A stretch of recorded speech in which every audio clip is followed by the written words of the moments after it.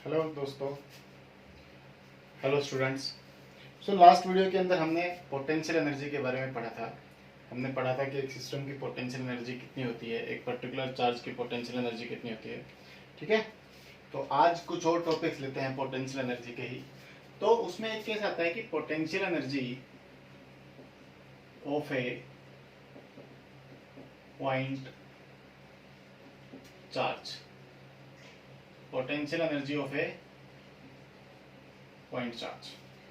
तो एक point charge की पोटेंशियल एनर्जी निकाले, तो पॉइंट चार्ज की पोटेंशियल एनर्जी को मैं डिफाइन कैसे करूंगा। तो जैसे कि एक केस तो मैं बार बार आपको एक बात रिपीट कराता आ रहा हूं कि energy is equal to work done. Energy is equal to work done. ठीक है, तो पोटेंशियल एनर्जी को कैसे डिफाइन करते हैं। The potential energy of a particular charge at a point is defined as the amount of work done to bring it from infinity to that point. Infinity से किसी point charge को उस point के ऊपर लेके आने में जो टोटल काम करना पड़ा, वही काम मेरा क्या कहलाता है, पोटेंशियल एनर्जी। वही काम मेरा क्या कहलाता है, पोटेंशियल एनर्जी। ठीक है, और that potential energy is equal to K Q by R. K Q by R, या मैं इसको कह सकता हूं K Q one Q two by R. ठीक है, this is my potential energy. ठीक है, और which is equal to the potential energy as the potential is equal to work done per unit charge. ठीक है, so work done is equal to charge into potential, charge into potential. ठीक है, and this work done is equal to potential energy. तो what is the potential energy, potential energy is equal to Q V. Potential energy is equal to Q V, where this Q is you can return as Q two और Q naught. Q two और Q naught कुछ भी put कर सकते हो, Q to भी put कर सकते हैं और क्यू नॉट भी पुट कर सकते हैं। तो बेसिकली हमें रिमाइंड क्या रखना है, what should we have to remind, कि it is equal to work done, amount of work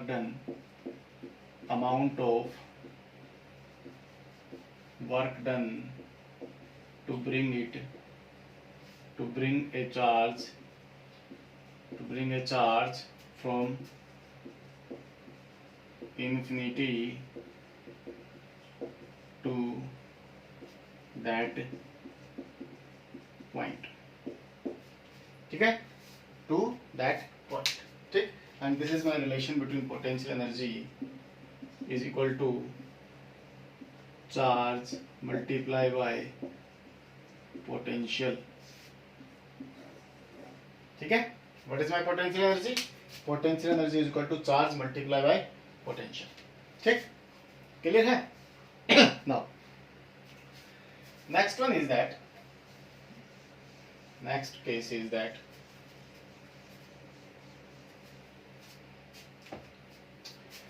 potential energy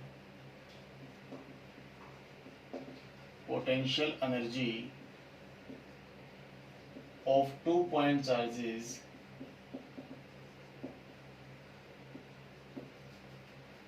in an external electric field. ठीक है, किसी एक्सटर्नल इलेक्ट्रिक फील्ड के अंदर 2 पॉइंट चार्जेस रखे हैं, 2 पॉइंट चार्जेस हैं। कितने चार्जेस हैं, 2 point charges are placed in an external electric field. Suppose करो कि यहाँ पे कोई एक एक्सटर्नल इलेक्ट्रिक फील्ड है E। ठीक है, इस इलेक्ट्रिक फील्ड के अंदर हमारे पास 2 पॉइंट चार्जेस रखे हैं। ठीक है, कितने हैं, 2 हैं। This is my Q1, this is my Q2। Fine. ठीक, now we have to calculate the potential energy of these 2 charges. इन दोनों चार्जेस की पोटेंशियल एनर्जी, यानी कि ये जो पूरा सिस्टम है, जो 2 पॉइंट चार्जेस से मिलकर एक सिस्टम बना है, इस सिस्टम की पोटेंशियल एनर्जी निकालनी है।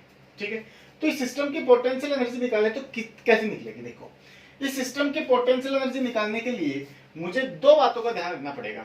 पहली बात कि ये दोनों किसी एक्सटर्नल फील्ड में रखे हैं। किस में रखे हैं, एक्सटर्नल फील्ड में। कोई एक्सटर्नल फील्ड है ठीक है, कोई एक्सटर्नल फील्ड है, उस एक्सटर्नल फील्ड के अंदर ये दो पॉइंट चार्जेस रखे हुए हैं, Q1 एंड Q2। और दूसरी बात क्या है, Q1 and Q2 are placed, ठीक है, in a field of each other, in a field of each other. ठीक है, क्लियर है, मतलब Q1 Q2 के फील्ड में रखा हुआ है और Q2 Q1 के फील्ड में रखा हुआ है। मेरी बात समझ गई? पहला केस क्या हो गया कि कोई एक्सटर्नल फील्ड है, उस एक्सटर्नल फील्ड के अंदर Q1 और Q2 रखे हुए हैं, ठीक है। और दूसरा केस क्या हो गया कि जो Q1 और Q2 है वो एक दूसरे के फील्ड में भी रखे हुए हैं, यानी कि यदि यहाँ पे Q1 है तो Q1 किस में रखा हुआ है, Q2 के फील्ड में रखा हुआ है। यदि यहाँ पे Q2 है तो जो Q2 है कहाँ रखा हुआ है, Q1 के फील्ड में रखा हुआ है। यानी कि इन दोनों के बीच में पोटेंशियल एनर्जी होगी due to this external field and due to the presence of another charge. कल एक कंसेप्ट कराया था ना कि यदि सिस्टम ऑफ चार्जेस है तो potential energy due to the presence of another charge होती है। तो एक तो क्या हो गया कि वहां पे एक्सटर्नल फील्ड प्रेजेंट है, उस एक्सटर्नल फील्ड की वजह से उनकी कोई ना कोई पोटेंशियल एनर्जी होगी, ठीक है। और दूसरा केस क्या हो जाएगा कि वो दोनों, यदि Q1 की पोटेंशियल एनर्जी निकालूं तो Q2 के केस में आएगी, Q2 की निकालेंगे तो Q1 के केस में। वो तो हम एक ही पेयर लेंगे क्योंकि यहाँ दो ही पेयर बनने हैं, Q1 Q2 और Q2 Q1, और 1/2 आगे लगाते हैं तो एक ही पेयर बनेगा। तो कितनी बातें ध्यान रखनी, इस प्रकार का सवाल जब आता है तो कितनी बातें ध्यान रखनी है। तो किसी भी प्रकार का यदि क्वेश्चन आता है पेपर के अंदर तो इस प्रकार के क्वेश्चन को सोल्व करने के लिए मुझे केवल दो ही बातें याद रखनी है कि is there any kind of external field और नॉट। एक्सटर्नल फील्ड वहां पे प्रेजेंट है या नहीं है, केवल यही ध्यान में रखना है। यदि एक्सटर्नल फील्ड वहां पे प्रेजेंट है तो मैं अलग आंसर आएगा, और यदि वहां पे एक्सटर्नल फील्ड प्रेजेंट नहीं है तो आंसर मेरा अलग आएगा, ठीक है। तो पहले देखते हैं यहाँ पे एक्सटर्नल फील्ड है क्या। हाँ भाई बिल्कुल है, एक्सटर्नल फील्ड है। अच्छा, दो चार्जेस हैं क्या? हाँ दो चार्जेस हैं। हाँ भाई दो चार्जेस हैं। चार हो तो भी लेंगे, चारों का पेयर बना लेंगे, ठीक है। जितने भी पॉसिबल पेयर बनेंगे हम उन सबको बनाएंगे, बस कोई रिपीट नहीं होना चाहिए। मैं बार बार कह रहा हूं, कल भी इस बात के ऊपर जोर दे रहा था कि कोई पेयर दोबारा रिपीट नहीं होना चाहिए। यदि दोबारा रिपीट होगा तो अपना न्यूमेरिकल गलत हो जाएगा, ठीक है। तो इसको सोल्व करते हैं, सपोज कर लेते हैं, ठीक है। सपोज कर लेते हैं, सीधा सवाल कर रहा हूं मैं। सपोज कर लेते हैं कि Q1 पॉइंट, जो पॉइंट है मेरा A पॉइंट है और एक मेरा B पॉइंट है। A पॉइंट के ऊपर पोटेंशियल कितना है, V1 है, और B पॉइंट के ऊपर पोटेंशियल कितना है, V2 है, due to external field. Due to external field at point A the potential is V1 and due to external field at point B potential is V2, ठीक है। So potential energy of Q1 due to external field is equal to Q1 into V1, ठीक है। Potential energy of Q2 due to external field is equal to Q2 into V2. Got it? Now एक case आ गया, ठीक है। And potential energy of system of charges is equal to K Q1 Q2 upon R। कैसे लिख लेते हैं, 1 2 लिख लेते हैं, R12 K Q1 Q2 upon में R12, ठीक है। तो ये मेरे पास क्या potential energy. So total potential energy is equal to Q1 V1 plus Q2 V2 plus K Q1 Q2 upon R12, ठीक है। देखो ये जो पोटेंशियल एनर्जी मेरे पास आई ये एक्सटर्नल फील्ड की वजह से आई है, ये जो पोटेंशियल एनर्जी आई है ये भी मेरी एक्सटर्नल फील्ड की वजह से आई है। लेकिन ये जो पोटेंशियल एनर्जी आई है ये सिस्टम ऑफ चार्जेस लिख लो या पेयर ऑफ चार्जेस लिख लो, पेयर ऑफ चार्जेस। तो ये जो पोटेंशियल एनर्जी आई है सिस्टम ऑफ चार्जेस या पेयर ऑफ चार्जेस की वजह से आई है, या due to presence of another charge, due to presence of, ये आएगा यहाँ पे प्रेजेंस ऑफ अनदर चार्ज, ठीक है। कुछ भी लिख सकते हैं। तो एक पोटेंशियल एनर्जी मैं कैलकुलेट करूंगा उस पॉइंट की ड्यू टू एक्सटर्नल फील्ड और दूसरा due to the presence of another charge. ठीक है, so this is my answer, it will be my answer. ठीक है, this is potential energy 1, this is potential energy 2 and this is potential energy 1 2। ऐसे भी याद रख सकते हो। ठीक है, मैं इसको ऐसे भी याद रख सकता हूँ। व्हाट इट, तो ये मुझे ध्यान में रखना है, इस बात को इसमें बेसिकली ध्यान रखना है। ठीक है, कंसेप्ट क्लियर, आगे चलते हैं। अब हम कैलकुलेट करते हैं potential energy of an electric dipole. ठीक है, potential energy of an electric dipole, dipole की पोटेंशियल एनर्जी को कैलकुलेट करते हैं। देखिए, potential energy of an electric dipole. देखो ध्यान देते हैं कि यहाँ पे एक एक्सटर्नल फील्ड है, सपोज कर लेते हैं there is an external field. ठीक है, इस एक्सटर्नल फील्ड के अंदर ये एक डाइपोल रखा हुआ है। ठीक है, ये एक डाइपोल इस एक्सटर्नल फील्ड के अंदर रखा हुआ है, मेकिंग एन एंगल थीटा। ठीक है, here in this direction this is minus, this is plus. ठीक है, सॉरी उल्टा नहीं, this is plus, this is minus. ठीक है, कुछ भी ले लो, value magnitude is same, magnitude is same. ठीक है, तो हमने निकाला था कि जब क्या पढ़ा था हमने पढ़ा था कि जब भी मैं किसी डाइपोल को, ठीक है लिख देता हूं आगे, in an uniform electric field, uniform electric field. ठीक है, हमने क्या पढ़ा था कि जब भी एक डाइपोल को मैं यूनिफॉर्म इलेक्ट्रिक फील्ड के अंदर रख दूंगा, it starts rotating, it starts rotating. तो मैं क्या लिखूंगा, as we know if an electric dipole is placed in an external field, it experiences some torque, experiences some torque.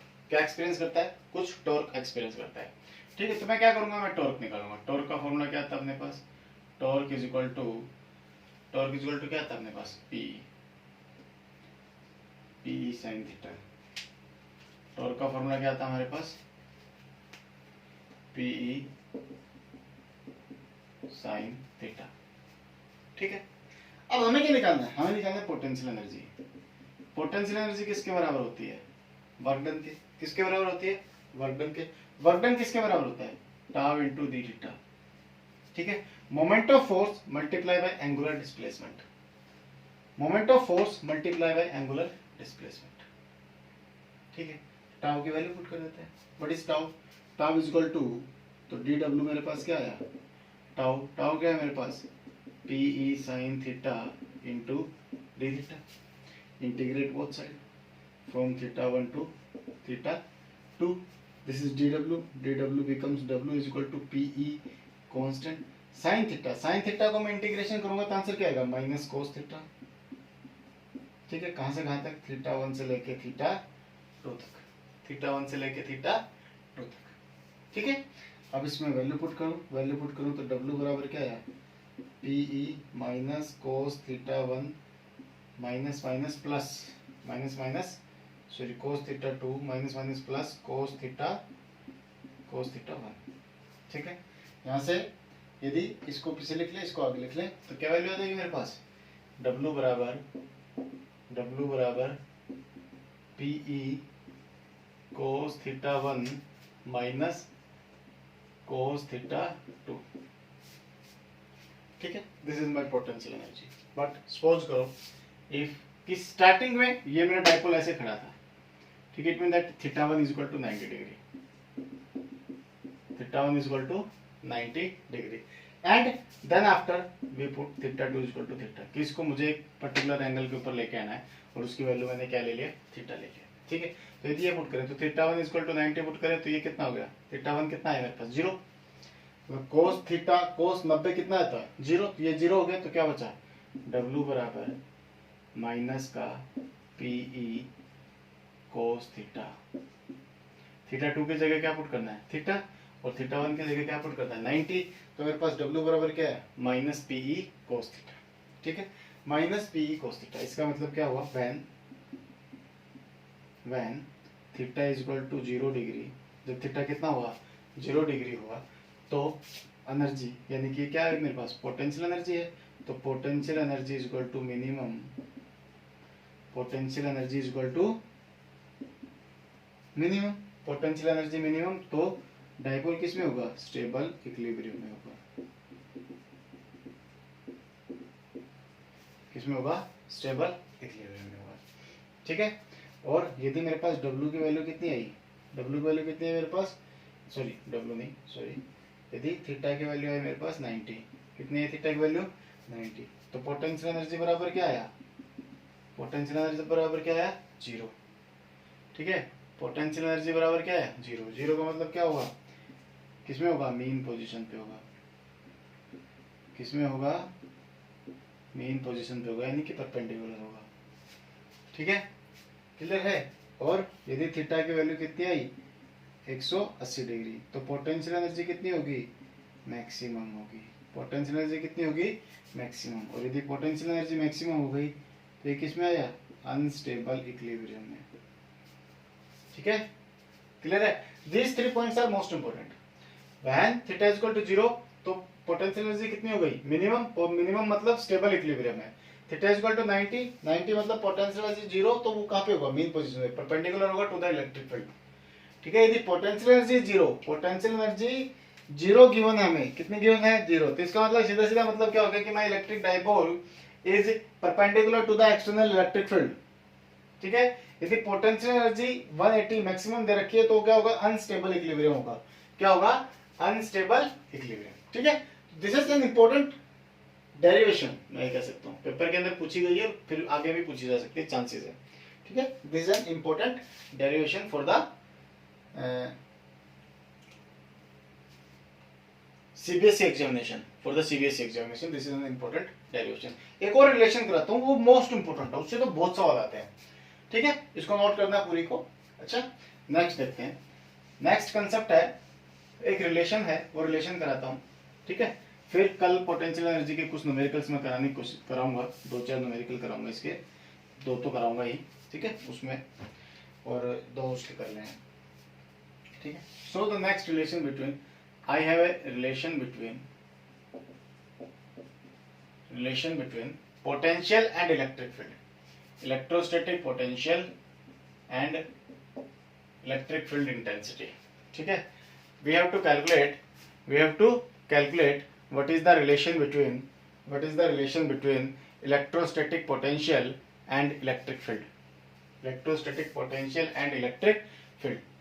ठीक है, तो सपोज कर लेते हैं एट ए पॉइंट हमें पोटेंशियल निकालना है, हमें क्या निकालना है, पोटेंशियल निकालना है। ठीक है, तो ये इस पॉइंट चार्ज को लेके कहाँ से आ रहे हैं, इन्फिनिटी से लेके आ रहे हैं, कहाँ से लेके आ रहे हैं, इन्फिनिटी से। ठीक है, तो सारी चीजें, छोटी छोटी चीजें हम कैलकुलेट करते चले जाते हैं। हमने किया कि जो अपना पोटेंशियल होता है वो work done per unit charge होता है, work done per unit charge क्या होता है, पोटेंशियल होता है। ठीक है, अच्छा, बहुत अच्छी बात है। ठीक है, जो अपना एनर्जी होता है, सॉरी, जो अपना इलेक्ट्रिक फील्ड इंटेंसिटी होता है, इलेक्ट्रिक फील्ड इंटेंसिटी जो होता है वो फोर्स पर यूनिट चार्ज होता है, उसकी वैल्यू क्या होती है अपने पास, फोर्स पर यूनिट चार्ज होती है। ठीक है, यानी कि मैं इसको F/Q लिख सकता हूँ, क्या लिख सकता हूँ, F/Q। अब बात करता हूँ DW की, तो DW यानी कि वर्क डन मेरा कितना होता है, फोर्स इंटू में डिस्प्लेसमेंट, फोर्स इंटू में डिस्प्लेसमेंट। ठीक है, और मैंने आपको ये बात बताया था कि वैन हम एक पॉइंट चार्ज के ऊपर, एक पॉइंट के ऊपर P के ऊपर जब इलेक्ट्रिक फील्ड निकालते हैं तो dr जो है, dr this is equal, this is in the direction, dr is in the direction of charge towards the charge, and force यानी कि मेरा जो इलेक्ट्रिक फील्ड है या मेरा फोर्स है, that is in the opposite direction to the displacement. ठीक है, so there is a minus sign. ठीक है, तो यहाँ पे पहले हम लिख लेते हैं cos थीटा, और फिर लिख लेंगे as theta is equal to 180 degree. ठीक है, तो dw बराबर क्या आया, माइनस एफ डी आर। ठीक है, now put the values values, क्या वैल्यू पुट करें, डी डब्ल्यू। तो डी डब्ल्यू की वैल्यू यहाँ से क्या आई मेरे पास, यहाँ से यहाँ से क्या आया, डी डब्ल्यू बराबर आया क्यू वी। डी डब्ल्यू बराबर क्या है, क्यू वी। तो डी डब्ल्यू बराबर क्या पुट करूँ, क्यू वी पुट करूँ, ठीक है। और क्यू वी नहीं भैया, Q into D V put करेंगे, Q into D V put करेंगे, क्योंकि डी डब्ल्यू है, डब्ल्यू होता तो क्यू वी पुट करता है। क्यू इंटू डी वी बराबर क्या है, माइनस एफ क्या है मेरे पास, एफ है मेरे पास क्यू ई, क्या है क्यू ई इंटू में डी आर। क्यू से क्यू कट गया, तो इलेक्ट्रिक फील्ड बराबर क्या है, ई बराबर क्या है, माइनस उधर गया और डी आर उधर गया, तो minus D V by D R, minus D V by D R. Electric field बराबर क्या है, minus D V by D R. इसका मतलब क्या हुआ, मैं जितना ज्यादा दूर चलता चला जाऊंगा उतना ही इलेक्ट्रिक फील्ड कम होता चला जाएगा, उतना ही इलेक्ट्रिक फील्ड कम होता चला जाएगा। यानी कि electric field reduces, negative sign represent that decrease हो रहा है, क्या हो रहा है, डिक्रीज हो रहा है, ठीक है। किसके रिस्पेक्ट में डिक्रीज हो रहा है, डिस्टेंस के, डी आर क्या है, डिस्टेंस है, ठीक है। तो electric field decreases change in potential with respect to distance, change in potential with respect to distance, ठीक है। तो डिक्रीज होता है, किसके रिस्पेक्ट में डिक्रीज होता है, डी आर यानी कि डिस्टेंस के रिस्पेक्ट में मेरा इलेक्ट्रिक फील्ड डिक्रीज होता चला जाता है। डीवी बाई डी आर जो है, DV by D R, this is known as potential gradient. इसको मैं क्या कहता हूँ, पोटेंशियल ग्रेडियंट कहता हूँ, क्या कहता हूँ इसको, पोटेंशियल ग्रेडियंट। यानी कि electric field it can be also written as electric field is equal to minus of potential gradient,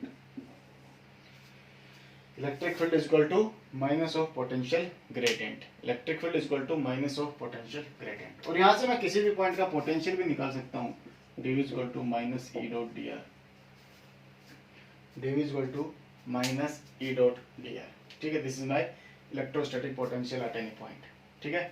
By integrating it, we can calculate the electrostatic potential, and by differentiate it with respect to distance, we can calculate the electric field. It means that we have two values. By differentiating potential with respect to distance, we can calculate electric field, and by integrating electric field with distance, we can calculate potential. Got it? So this relation is most important relation. Paper में पूछा जाएगा, no doubt. CBSE के board के examination में इस relation से चाहे आपके पास न्यूमेरिकल आए, ठीक है, चाहे आपके पास थ्योरी आए, और चाहे आपके पास कंसेप्चुअल प्रॉब्लम आए,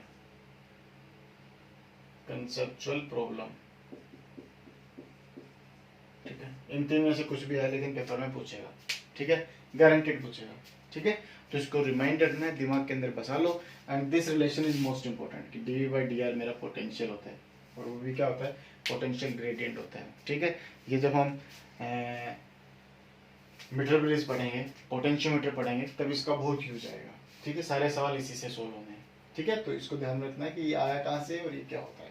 got it? Okay, thank you and all the best.